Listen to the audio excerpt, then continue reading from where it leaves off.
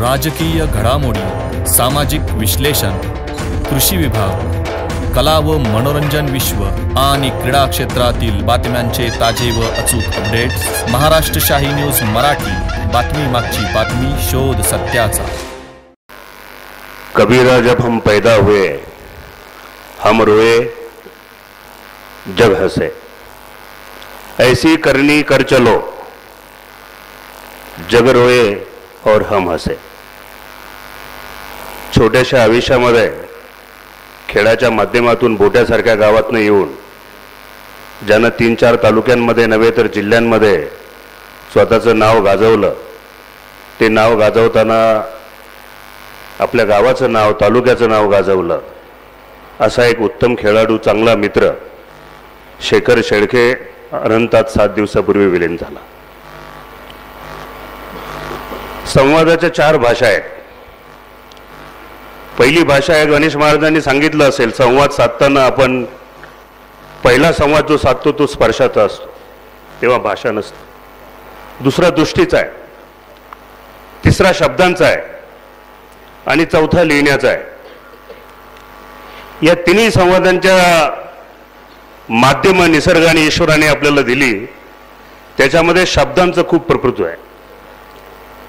पण जेव्हा अशा काही घटना होतात की शब्द अपुरे पडतात, शब्दांचं सामग्री संपते, शेखरच्या आईचं सांत्वन करताना माझ्याकडे शब्द नाही आहेत आणि बऱ्याच लोकांकडे ते नसते, शब्द अपुरे आहेत।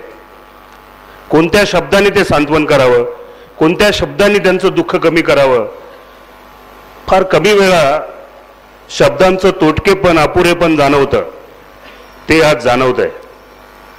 जटार पाटील, तुमच्या घरात एक अपघात झाला, सामर्थ्य नाही झालं तुम्हाला भेटायला यायचं, तुमच्यावर खूप प्रेम, तुमचं दुःख मनामध्ये भिडलं, परंतु शब्दच नव्हते, काय बोलू तुम्हाला एवढं।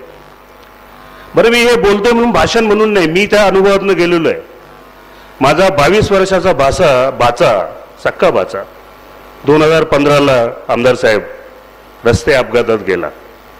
माझ्या आईचं, माझ्या बहिणीचं दुःख आणि त्यातून बाहेर येतानाचं दुःख मी अनुभवलंय, बघितलंय। तुम्हा क्रिकेट प्रेमींनी, एका समालोचकाने इथं सांगितलं की शेखर गेलेला आहे, पण शेखरनं जे मित्र कमवलेले आहेत ते सगळे तुमचे मुलगे आहेत। हा शब्द तुम्ही सगळ्यांनी, शेखरच्या मित्रांनी पाळावा, तुम्ही पाळालच, मी सांगायची गरज नाही, तुम्ही उमदे तरुण आहात आणि त्या माऊलीला अंतर देऊ नका। दुसरी गोष्ट, तुम्ही क्रिकेटवर खूप बोलले, क्रिकेटवर बोलताना मी आमचे मित्र जनार्दन पाटील आहेर, आमचे विकासराव शेळके, संतोष शेळके, सुहास बाळुंज, किशोरजी डोके, प्रदीपजी, आपण सगळे मिळून, जालिंदरजी, शेखर शेळके चषक, मी क्रिकेटमध्ये फारसा नाही आहे, मी फक्त जनार्दननी बोलवलं तर येतो। बोटा घारगावमध्ये आपण या 3 तालुक्यांचा नव्हे तर जिल्ह्यामध्ये सगळ्यात मोठा चषक आपण करू आणि त्याच्यासाठी मी आज काही जाहीर करत नाही, पण मला वाटतं मला जेवढे ओळखतात त्या सगळ्यांना माहिती, मी शब्दाचा पक्का आहे। या शेखरची स्मृती कायम राहील असा चषक, त्याचं आयोजन आपण सगळे, मी तुमच्या 5 लोकांची काय नावं घेतली, पण सगळे कार्यकर्ते, अजय भाऊ, आपण सगळे मिळून करू। आणि आईला सांगतो मी, गरुड पुराणामध्ये आत्म्याचा प्रवास आहे आणि तुमचं दुःख खूप आहे, मी अनुभवलंय। मी माझ्या कुटुंबाला सावरताना एक दिवस अचानक मला दिल्लीमध्ये एका ठिकाणी बसलो, एक मोठे दार्शनिक व्यावसायिक होते आणि ते म्हणले जो होता है सब ठीक होता है, तो मला ते पटलं नाही। मी म्हणलं कैसे ठीक होता है, माझा 22 वर्षाचा बाचा गेला, हा शेखर 34 वर्षाचा गेला, चांगलं करिअर होतं आणि अशा वेळेस तुम्ही म्हणता जे होतं ते ठीक होतं, नाही पटत म्हटलं हे। आणि मला खूप रडायला आलं जोरात। ते म्हणले तुम्ही तुमच्या बाच्याच्या आत्म्याला थांबवताय, जेवढं तुम्ही रडाल, जेवढं तुम्ही दुःख कराल, त्याचा प्रवास तुम्ही थांबवताय। मला सांगितलेले महाराज, मी धार्मिक माणूस नाही आहे, त्याच्यामध्ये चूक होईल, मला जे वाटलं पटलं ते सांगतो। दुःखाला स्वीकारलं पाहिजे, तेच आयुष्य आहे, सामोरं गेलं पाहिजे आणि तर तो परत दुसऱ्या रूपानं आपल्या हिंदू धर्माच्या संस्कृतीप्रमाणे परत येईल अशी आशा बाळगून त्याला आपण श्रद्धांजली अर्पित करू. जाताना शेखरचा सगळा मित्रपरिवार आणि लिहिलं, सुहासने मला लिहून सगळं पाठवलं आणि आत्ता जनार्दन शेठपासून सगळ्यांनी, किशोरने सगळ्यांनी सांगितलं. तुम्ही सगळे तरुण मित्रांची भाषणं ऐकली. मला एक शेर आठवला. जब से उल्फत तेरी नसीब हुई,